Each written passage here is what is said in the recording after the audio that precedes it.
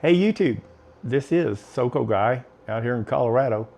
And to my viewers that watch my welding and tractors and mini truck videos, this is not for you. This is kind of a very technical level discussion on amateur radio antennas. So you can just go on down the road. But glad to have you around. Thank you for being there. I appreciate it. So anyhow, I've developed, well, I haven't developed anything. I've designed a few antennas, and I've done, like, for example, the new in-fed half wave 49 to 1 balun with the big toroid coil, and the wire spaced correctly in the quadrant. And so I'll show you a picture of that. But anyhow, I wasn't a big fan of mag loops, and I watched a presentation by a man named John Portune, and he was was a technical environment. I don't know if he was an engineer, electronics engineer, what, at NBC in LA, and he retired from there, I believe. Anyhow, John has a presentation on his mag loops, square mag loops. And one thing I knew about mag loops is they have a very narrow bandwidth. They're kind of picky in the capacitance world. But, it just looked to me like it was a very cool build. And he had excelled in some boundaries that a lot of people had failed in. And the cost is next to nothing. I mean, he uses basically foil for a capacitance in this loop. And so we'll see how that turns out. But at the end of this video, I do have some data that I took on my Nano VNA and when I was tuning this thing, and it blew AI away. Oh, did I say AI? Well, that's what this is about. I reached out to John and I said, hey, I've got a couple of questions about your mag loop. And he said, sure, and he was very, very kind and tried to answer them, but obviously he's a busy man. And I thought, well, who else could help me with that in this day and age? And I thought, I wonder if AI knows anything about this.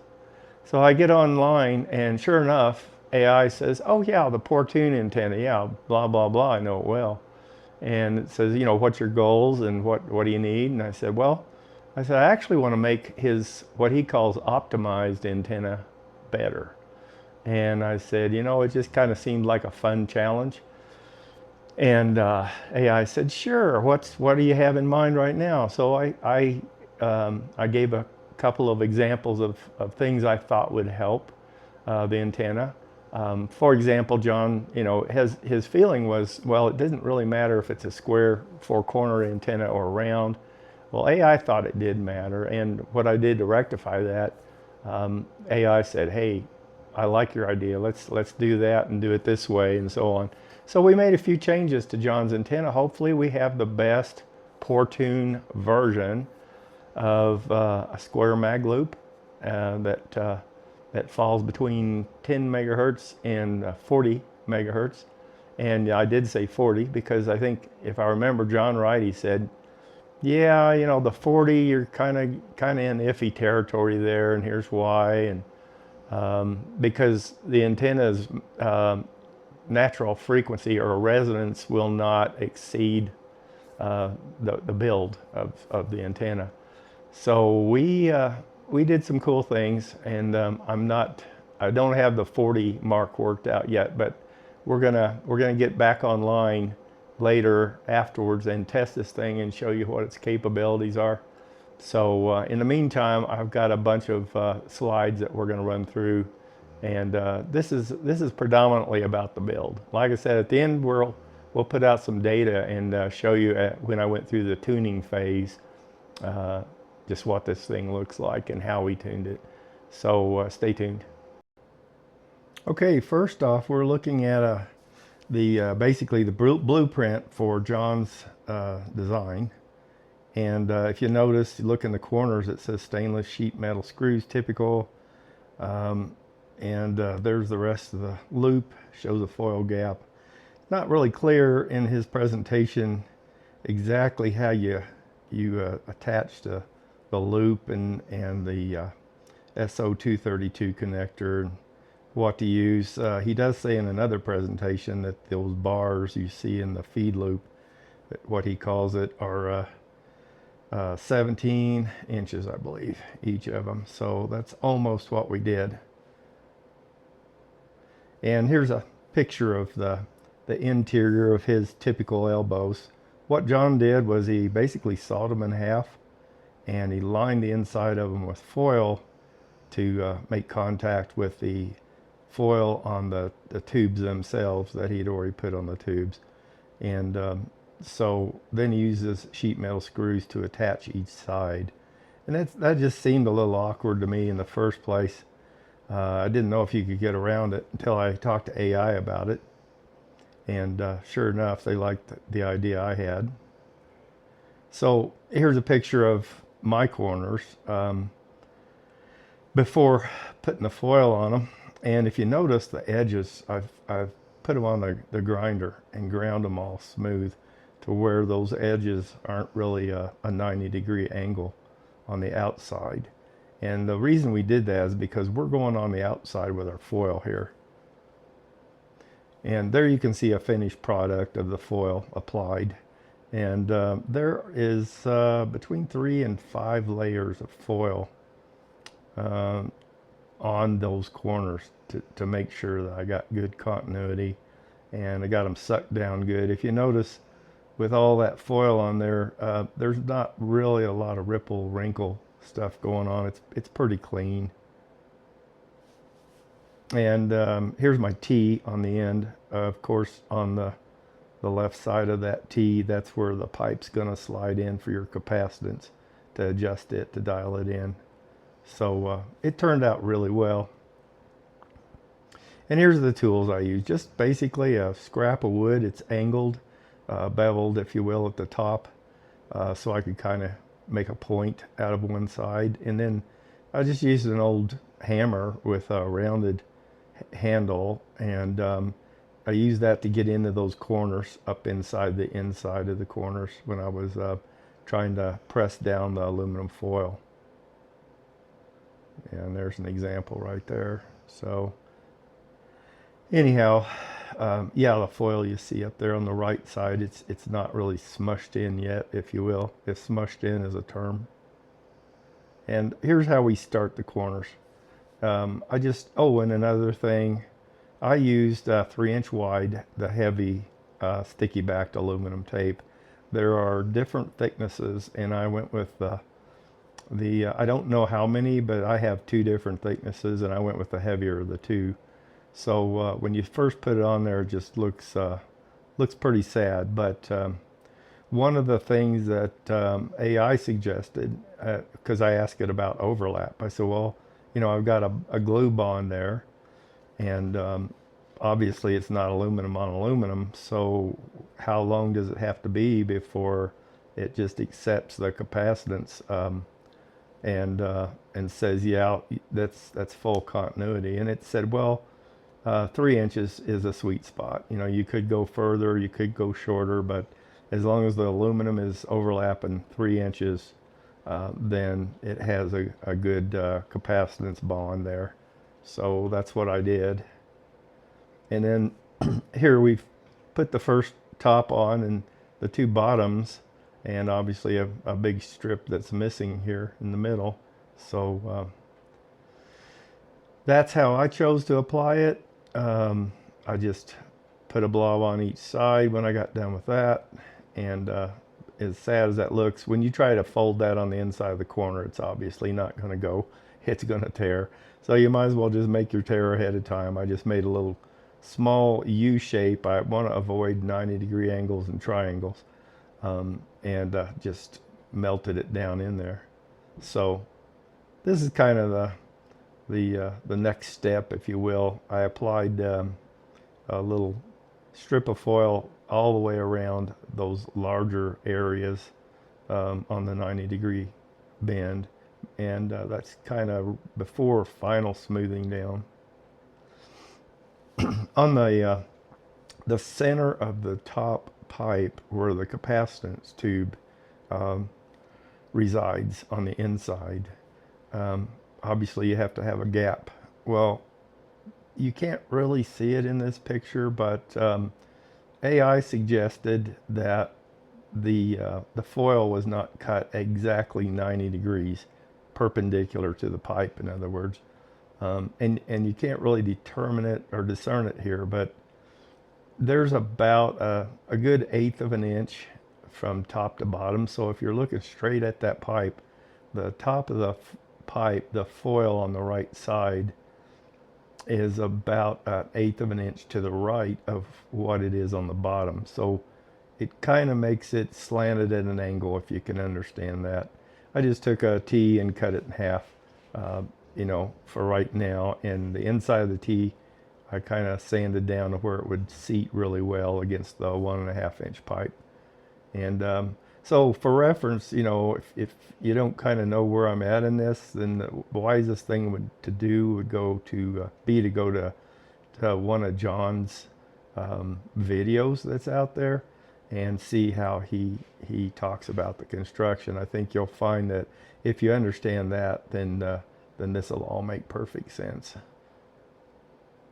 And this is a picture of John's inner capacitance tube, and he's marked on there 1 inch PVC and the zero line where there's basically no capacitance. And his logic was, capacitance, if it sees a small and a large capacitor in line, then the small capacitor is always going to negate the large capacitor. So that's basically what you're doing when you're sliding this tube back and forth. And then the upper piece that he's shown there is a piece of a 2 inch that he's put foil on, and he uses that as a cap to put on top of the gap to achieve 40 meters. And I believe he made one of those for 20 and 40. So that's kind of a combination picture from one of John's presentations. And then here's my my tube, capacitance tube. And if you'll notice, on both ends, there's about an inch and a half. You can see a little fine edge there. And what that is in my build, I chose to put 3 layers extra of foil, about 1.25 inches. Doesn't really matter, I don't believe, too much. On both ends of the 12-inch section that John's talking about, that goes on the tube to act as your tuning capacitor. And my thought process was, well, if I just layer that up a little bit, it'll help keep the distance in the tube closer to the same, so that as I rotate it, the pipe, the capacitance tube wants to, gravity wants to pull it down to the bottom. So I wanted it in there fairly concentric. So that's how I started this. That's not how we ended things. And it was kind of interesting because AI said, oh yeah, that's a great thing that you just did there. And I really didn't know why, but it went on to explain it. And the other thing you see there is my mag loop clamp. And I chose to use 3/4 inch copper that I just smashed down flat. And then the other copper pieces, one of the 3 copper pieces is also the same 3/4, and the other 2 are 1/2 inch that I just smashed the ends. And there's a close-up of that little area that I was talking about, that I added 3 layers of foil to the existing layer of foil. It's 12 inches long. Okay, so here's where we went. So I was going to take electrical dielectric tape, and I was going to build it over something to make basically bushings for the inside to straddle the inner diameter of the 1.5 inch pipe and the outer diameter of the 1 inch pipe that we're using for the capacitor. And so John, in one of his presentations, he mentioned, well, I think he said PEX is lossy, and he really didn't elaborate much. Or excuse me, he said PVC is lossy. And so I looked up the charts and found out what was a good component to use here. And I chose to use PEX. I think John mentioned PEX in one of them. PEX has a very high dielectric strength, much higher than PVC. So it's a perfect candidate to use in there. I think, if I remember right, AI told me you need space of 1 millimeter per kilovolt. And we were thinking we might be up to 12 kilovolts. So there's a potential for a lot of voltage there. Anyhow, long story short, what I did is I just took 1-inch PEX and I cut 2 little pieces off of it, and I just basically clamped them on the existing 1-inch. So it formed a C shape, basically covering 2/3 of the 1-inch pipe. And the logic there is that at any time, any turn, you will have the same distance without trying to find that matching perfect piece of diameter of PEX pipe. And I just put some glue on it and twisted it down with wire overnight to hold it. So there it is, finished. So that's the end closest to the outside of the antenna on your right, and the inside is the 12-inch length of aluminum foil. If you notice, you don't see any cut lines, on the foil, and everything's smashed down kind of smooth. You don't want any jagged corners or edges in there. And one of the biggest things that I found out from discussion with AI was all the little details make the big difference in the end of the antenna. So I tried to adhere to that. Okay, so this is how I chose to bond my coax to the antenna. And so I just went to Amazon and bought a cutting board, and it was cheaper than trying to get a piece of plastic. And I think it's almost maybe 5/16 thick. And I think in John's dimensions, he said 2 inches by 4 inches. Well, this is 2.5 by 4 is what I cut it to, rounded the edges. And I chose to cover it both sides with foil. And you can see, I think my thought process there was that with washers and a good bond on both sides of that, then I have good adhesion, a better chance of any bad joints. So you'll notice that I cut that at an angle less than 90 degrees, the foil itself. And the reason I did that was because I used to design printed circuit cards, and printed circuit cards, RF does not like 90-degree turns. It radiates 90-degree turns just like a spotlight. So that didn't hurt anything, just to put a little angle in there. And then here's the front of it. It's foil covered also, just like the back. Again, it goes back to getting a good bond. And here's adding the bond screw for the magnetic, the inductance loop itself. And so I just double washered that. And use copper on the back side. So that's the back side of that, looking at that screw. And then one thing that AI was adamant about was using a good bonding agent to make sure that you don't have any corrosion, especially between aluminum and anything. But that's a copper. That's my copper clamp, and I used a product called Contacts.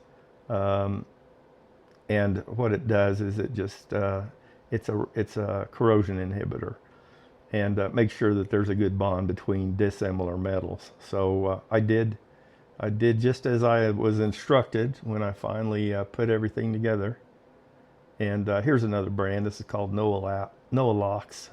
It's an antioxidant also, and it's available at Amazon. And here's the finished product. So you can see the little bonding plate that I used and how I bonded it to the copper. And I had seen a few other pictures, and when I initially put this together, I thought, well, it's going to be somewhat close to that. The geometry of the components when I put them together.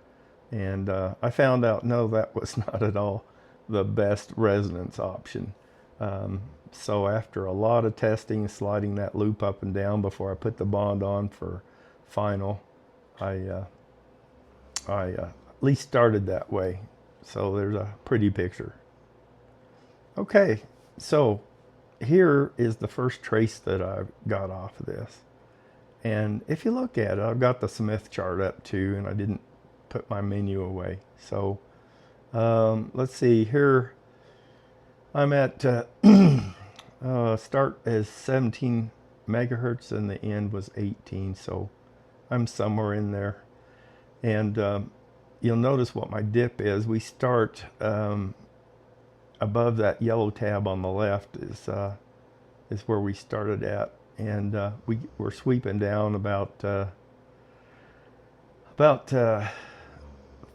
Our dBi we're minus 30, 34.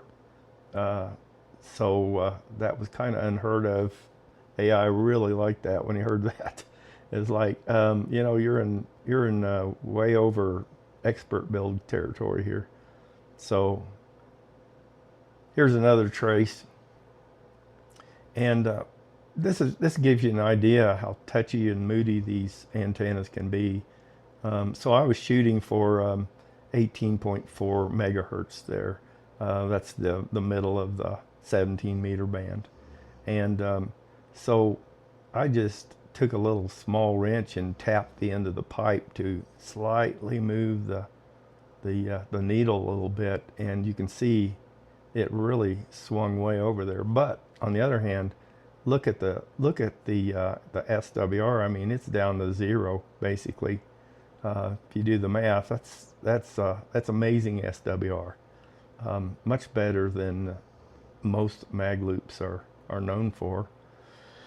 And so it's outstanding if you can get the capacitance adjusted properly. Now I did do that, and I did finally get it where it needed to go, but that doesn't mean the next time I slide the tube, the capacitance tube, in or out on the line that I have made on that to show where 17 megahertz is, that it will be right on that spot. One other thing I did notice, however, was that I rotated the PVC pipe in place to see if there would be a variance in my capacitance, and there wasn't. So those bushings that we put in the tube, you know, I made them not tight but fairly snug, and they turned out to be the cat's meow as far as that step was concerned. So there we go. There's another one. That's as close as I was able to get to 18.4 megahertz, which kind of for me and my license is the middle of my band. So that's as close as I can get. So obviously, if you had a capacitance system that you could dial it in, maybe mechanically, gear-driven system, it would be the most outstanding SWR you could ask for. And I believe that's the downfall of using this PVC as a capacitor. You know, the upside is it costs nothing.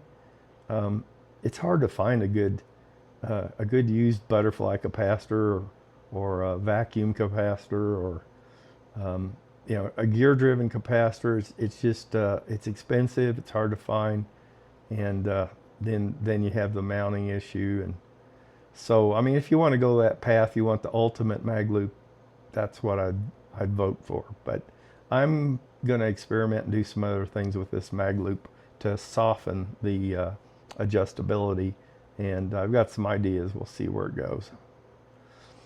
So here's how I did my testing.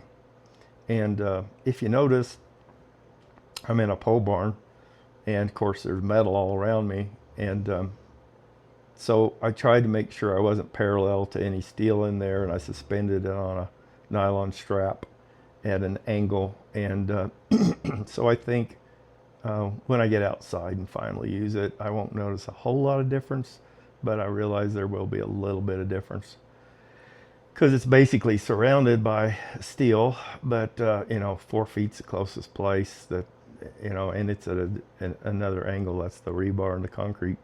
And you can see my little coax going off to my nano VNA there. And so take note of how I ended up finding the best result for this mag loop. It's a whole different geometry than I assumed that I would find. But that when I gave that back to AI, the results, AI was just shocked and said, "Oh my gosh, that's amazing." So anyhow, with the typical build that John had, I think what he found mirrored basically what AI said you would achieve. And so it said, you know, 17, 10 meter, very strong performance, 20 meter, excellent, 30 meter, yes, and then 40 meter, it said maybe, but requires higher capacitance, 200 puff, you know, plus. So once we got done, it says what your changes did. This is the cool part. It says corner smoothing, foil continuity, end reinforcement, gap consistency.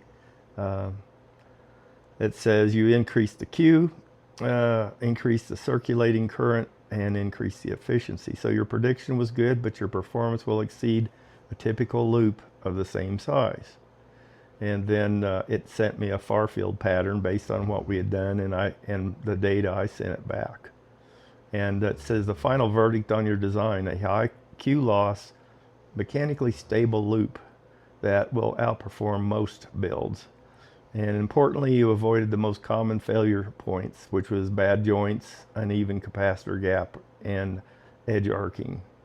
So it said, here's the inductance updated core results from your model, from your actual model. It said my inductance was 4.1 microhenries and or millihenries, and let's see, my resonant range had changed with that capacitor change. Low end is 6.4 megahertz. The high end was 35.1 megahertz. So it says this answers your original prediction. You guessed blah, blah, blah. Upper tuning was 35 megahertz, very close. So your intuition was spot on. What band you'll actually cover now.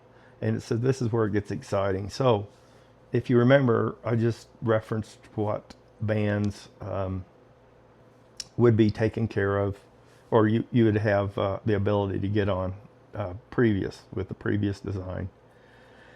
And so now it says, let's see, 40 meters. Yes, you clearly now can reach it. 6.4 megahertz floor. This is a big win. Of course, I don't use 30 meter, 20 meter, strong performance zone, 17 to 10, very efficient region.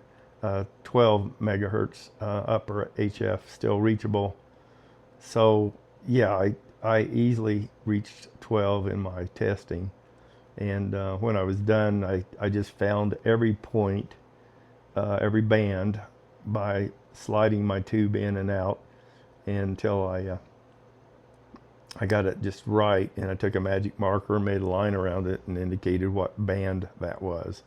So basically it said that I gained 40 meters, and said what this indicates about your build quality. The higher inductance strongly suggests your capacitor with foil is doing its job. Your loop behaves more like a wide, low loss conductor, and your corner and joint work is paying off. This is exactly what we were aiming for. So anyhow, that's my slideshow, and you're considering getting a mag loop, then I think that's a good way to go. And it's a pretty cool build too. I had fun with it. It was kind of a neat project to put together. But I'll try to come up with another video, obviously, when I get it online. I'm ready to do that. I was waiting for the weather to cooperate a little bit out there and see how it performs. But I think my prediction is it's going to be really touchy. But once I get it dialed in, it's going to be amazing. So, and it's a compact size. It's 4 foot square. Mag loops don't have to be very far off the ground either. So you can just use a pipe like I did. I used a 8 foot 1.5 inch tube and put it in the bottom of that T that's on the top pipe, and bonded it to with the bolt that I bonded the coax connector plate to all the way through, and that way I can just take the nut off the back of it and take that out, take it somewhere.